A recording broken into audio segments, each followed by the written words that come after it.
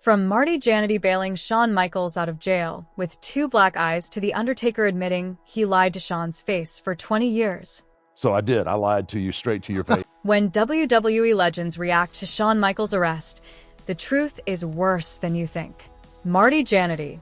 If there is one person on this planet who knows exactly what happened the night Shawn Michaels got arrested, it's Marty Jannetty. He was there. He lived through it, and he's the one who walked into a police station the next morning and posted bail.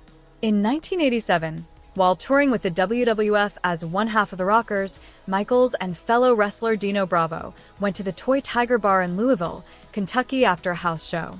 They had been drinking all night. They were loud. They were obnoxious. And when closing time came around, that loud, obnoxious behavior turned into a full-blown physical altercation with the locals who had heard enough. Police arrived and arrested both Michaels and Bravo that night. Jannetty himself wasn't there for the actual fight. He had left the bar earlier in the evening with a woman and only found out what happened the next morning when the phone rang. But when that call came, he didn't hesitate. Jannetty drove to the station and bailed them both out at around 8 a.m. And the moment Michaels walked through those doors, Jannetty knew something terrible had happened inside that jail. Michaels had 2 black eyes. His face was swollen and bruised. He was furious, shaking with anger, and he had a very specific accusation. Michaels claimed that Louisville police officers had beaten him while he was handcuffed inside his holding cell. This wasn't a rough arrest or a scuffle during booking. According to Michaels, cops used him as a punching bag while his hands were locked behind his back, and he had no way to defend himself. He told Jannetty he wanted lawyers. He wanted to sue the entire department. He wanted the whole world to know what they had done to him behind closed doors. Jannetty has retold this exact story in multiple shoot interviews across the years on YouTube, on podcasts, in wrestling convention panels, and the details have never once changed. The bar, the fight, the arrest, the black eyes, the rage, the desire for a lawsuit. And Jannetty always tells it with a kind of dark affection, like a brother recounting the single dumbest thing his sibling ever did. Because for the Rockers in 1987, a night in a Louisville jail cell was just another stop on the road. But Michaels never got his lawsuit, and the reason why leads directly to the most powerful man in professional wrestling at the time, Vince McMahon. Shawn Michaels wanted to take the Louisville Police Department to court. He wanted attorneys. He wanted depositions. He wanted justice for what he said happened inside that cell. But one phone call changed everything. According to Jannetty's repeated accounts across multiple interviews spanning decades, Vince McMahon personally intervened and convinced Michaels not to file the lawsuit. McMahon's reasoning was straightforward and ruthless. Bad publicity. The WWF in the late 1980s was in the middle of building a family-friendly empire. Hulk Hogan was on cereal boxes. WrestleMania was becoming a cultural event. And the absolute last thing Vince McMahon needed was a headline about one of his young wrestlers suing police officers over a drunken bar fight arrest. So the entire story got buried.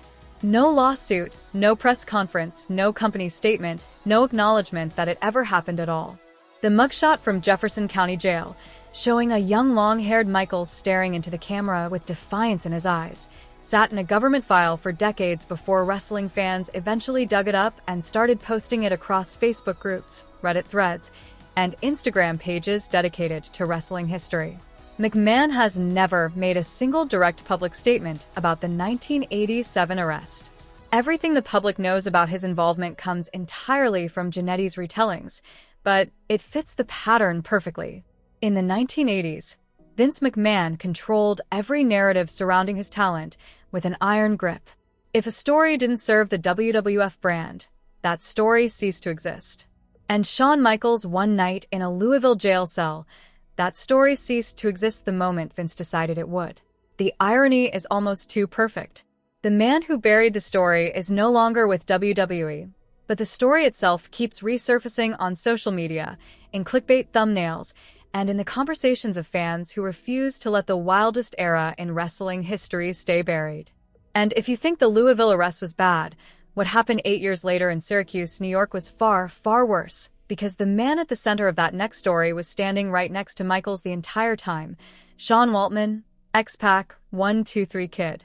The 1987 arrest put Michaels in a jail cell, but the 1995 Syracuse incident put him in a hospital bed. And Sean Waltman, his closest road companion during that period, was right there in the thick of it too drunk to do a single thing about it. After a WWF house show in Syracuse, New York, Michaels, Waltman, and British Bulldog went out drinking at a local bar. Michaels was at the peak of his first major push. He was getting attention everywhere he went, from fans, from the company, and especially from women. And that female attention made certain people in that bar very, very angry.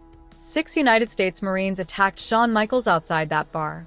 They beat him unconscious. They stomped on his face so hard they nearly tore his eyelid completely off. He needed 10 stitches to close the wound.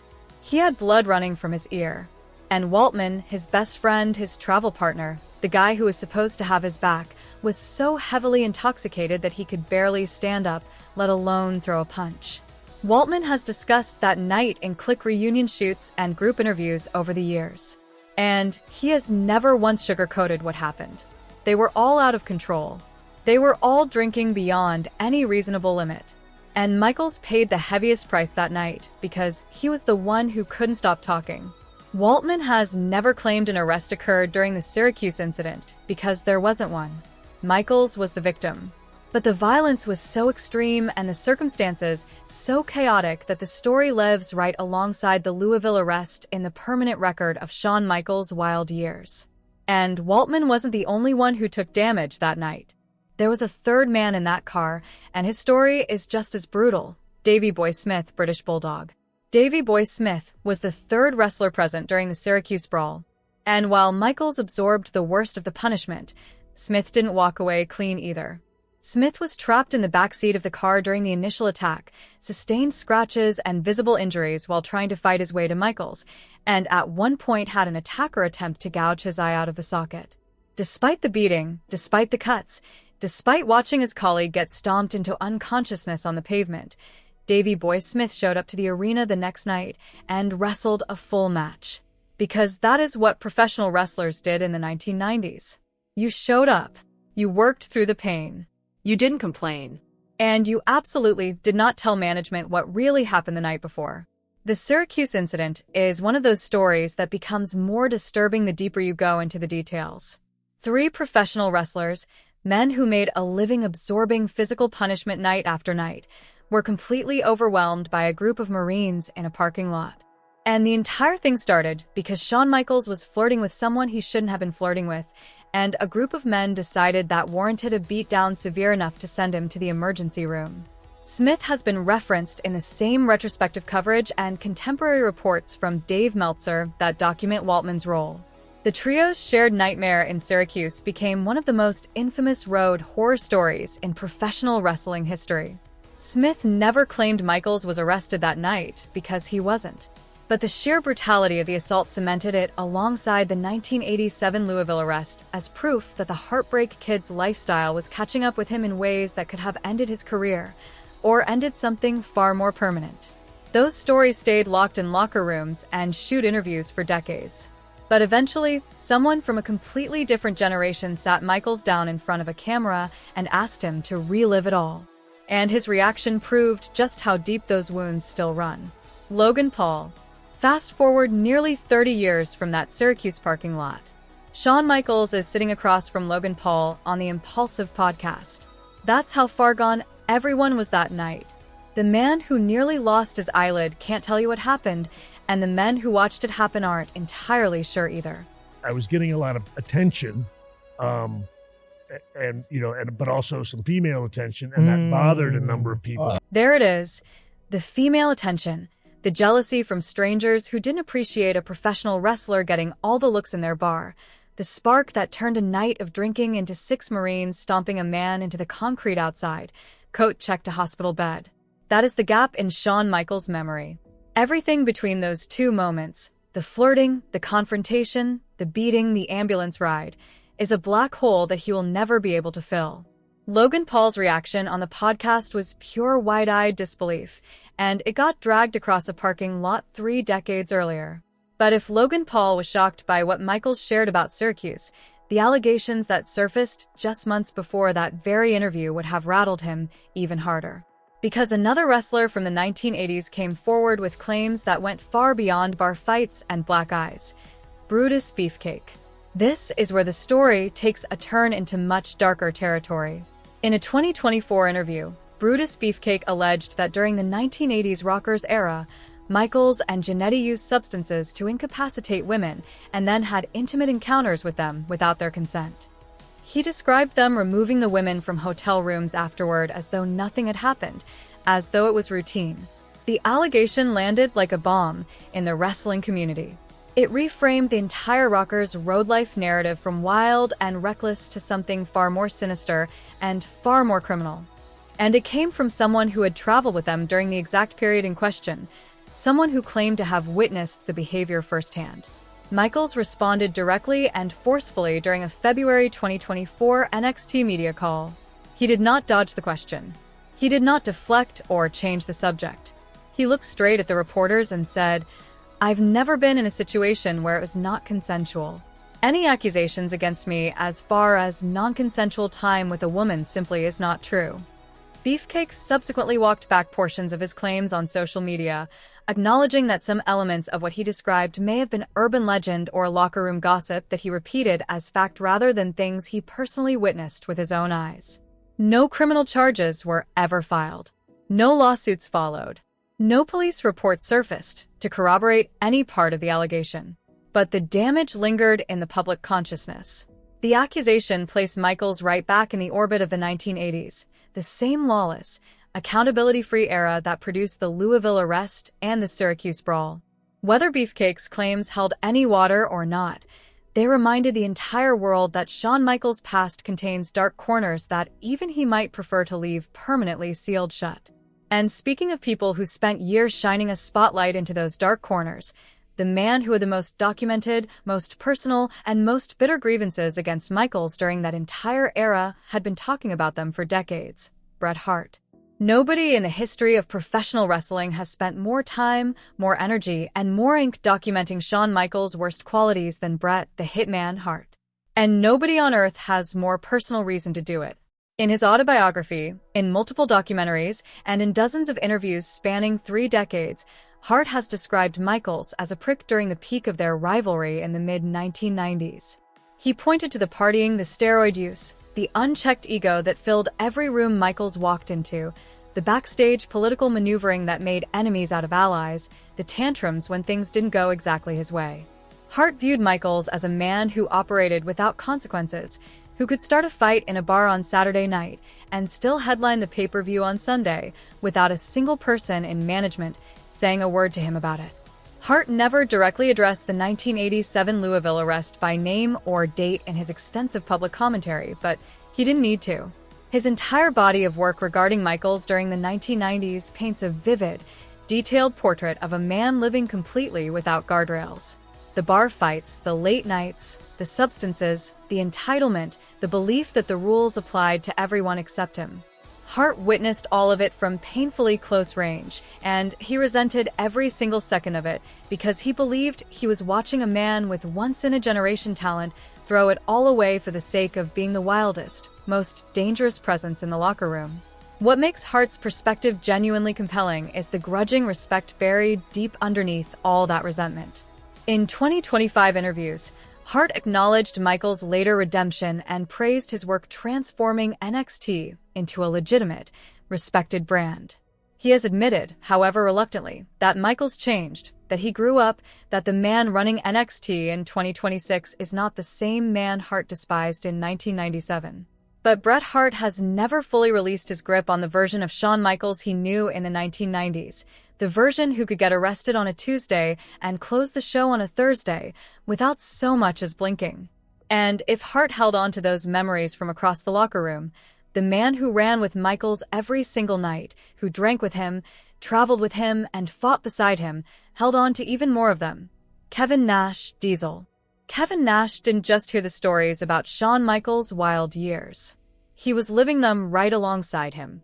As a founding member of the Clique, the backstage alliance that included Michaels, Scott Hall, Sean Waltman, and Triple H, Nash was in the passenger seat, sometimes literally for the most chaotic and self-destructive stretch of Shawn Michaels' entire career.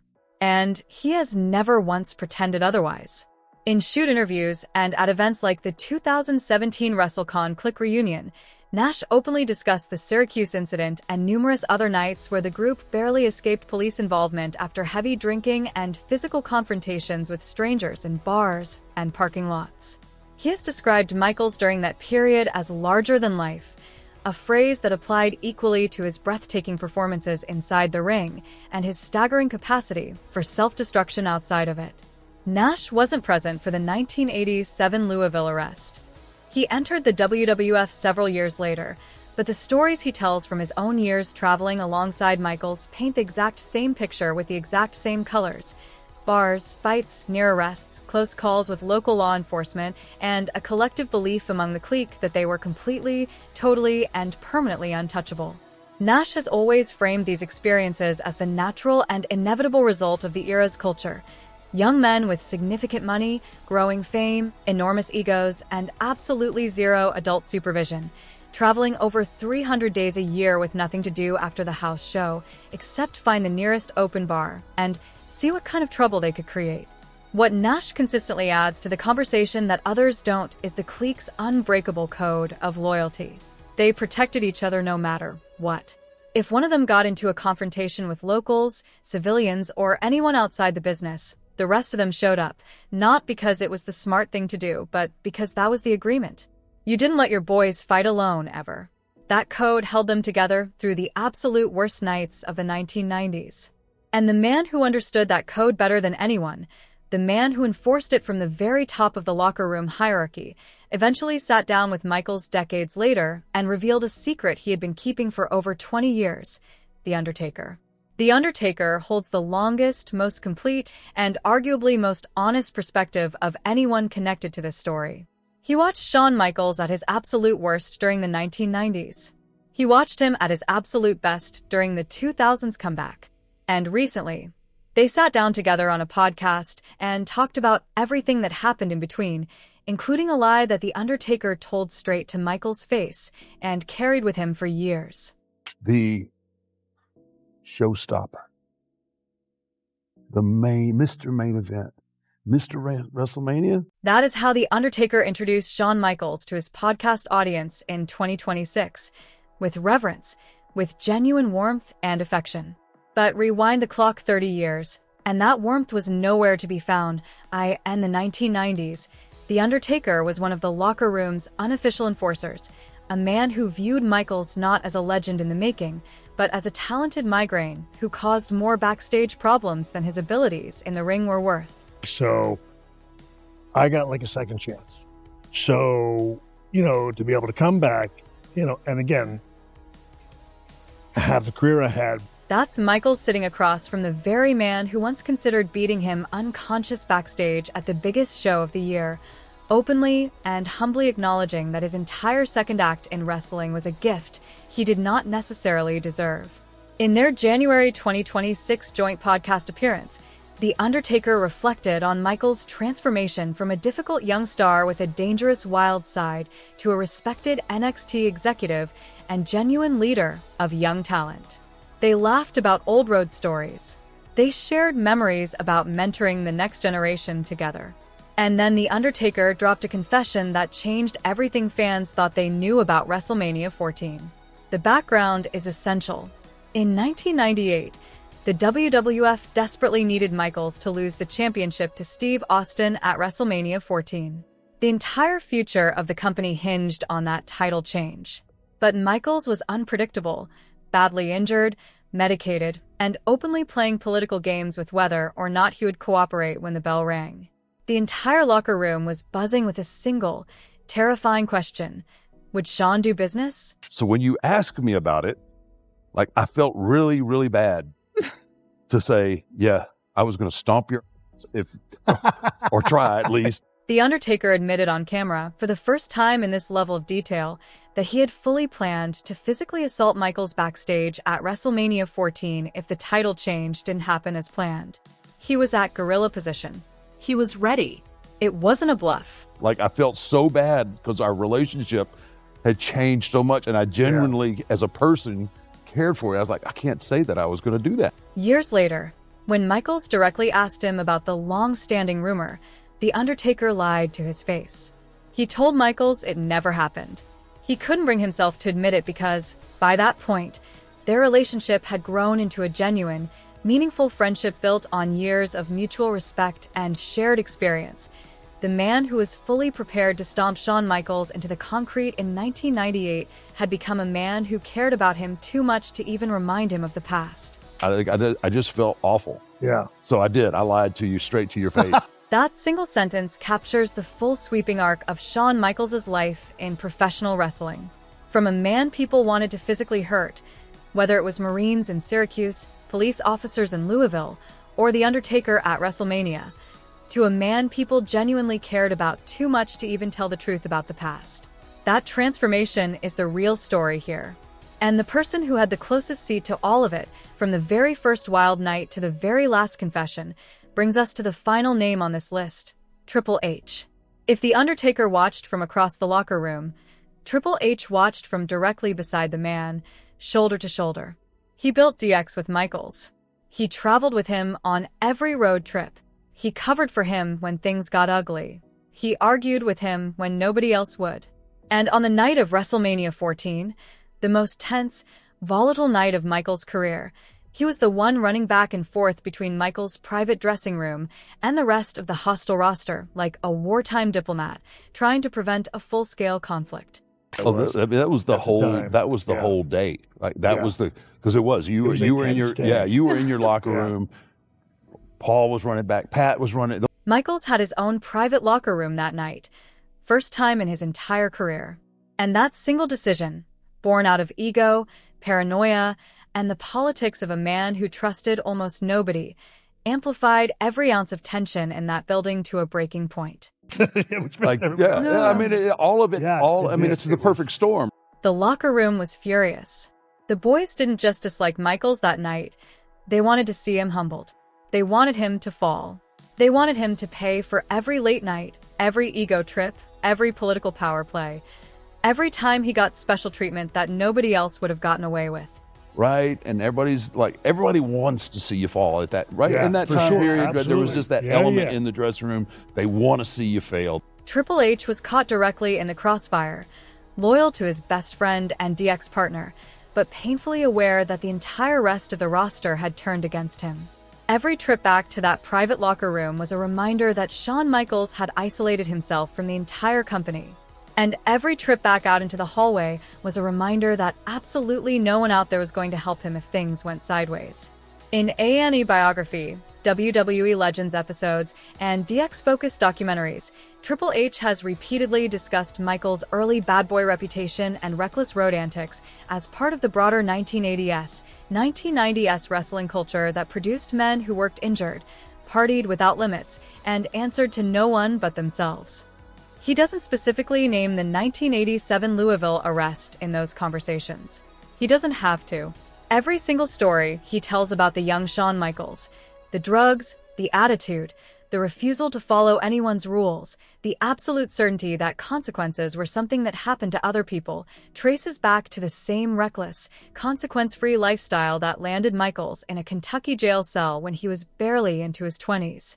But here's what matters most about Triple H's perspective and why his name closes out the story. As WWE's current head of creative, Triple H is the person who made the decision to put Shawn Michaels in charge of NXT.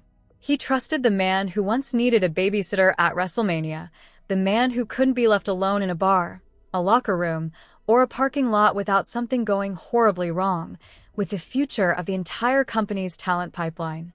He handed him the next generation of WWE superstars and said, "Build something." And that decision wasn't based on who Michaels was in 1987 when he was getting arrested in Louisville. It wasn't based on who he was in 1995 when he was getting stomped by Marines in Syracuse. It wasn't based on who he was in 1998 when The Undertaker was taping his fists at gorilla position. It was based entirely, completely, and solely on who Shawn Michaels became after all of that.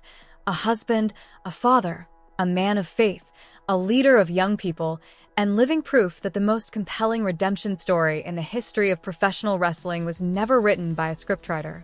It was real. Every single word of it.